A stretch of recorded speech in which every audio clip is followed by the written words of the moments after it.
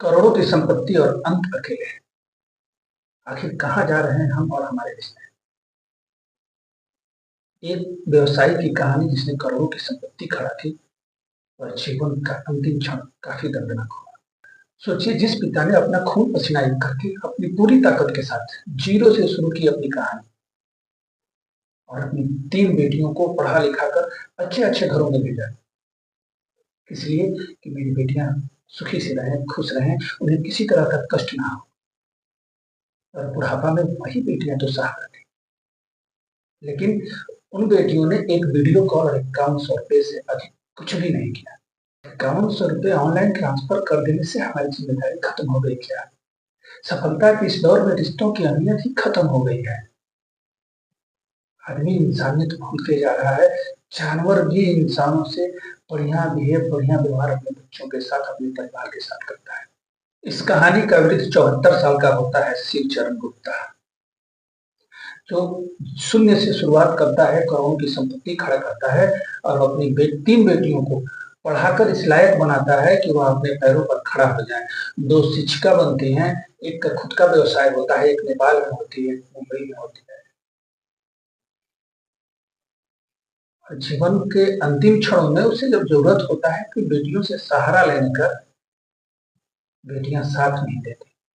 शिवचरण जी के जीवन का आखिरी 3 साल अपनी पत्नी के साथ वृद्धाश्रम में गुजरता है।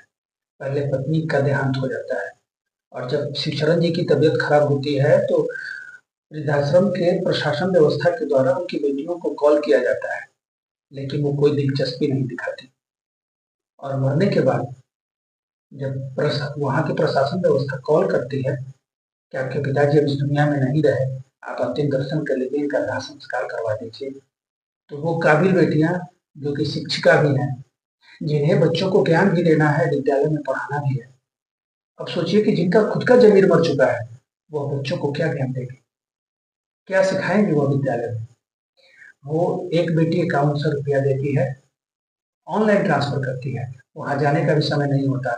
यहाँ दाह संस्कार करने वाला सिस्टम है, वहां के खर्च के लिए 5100 रुपया। और दूसरी बेटी वीडियो कॉल पर कहती है कि आप मुझे दिखा दीजिए, और थोड़ा जब विलंब होता है तो वही बेटी पूछती है कितना समय लगेगा, अभी हम लोगों को नहाना भी है, खाना भी बनाना है। घटना सिर्फ एक परिवार की कहानी नहीं है।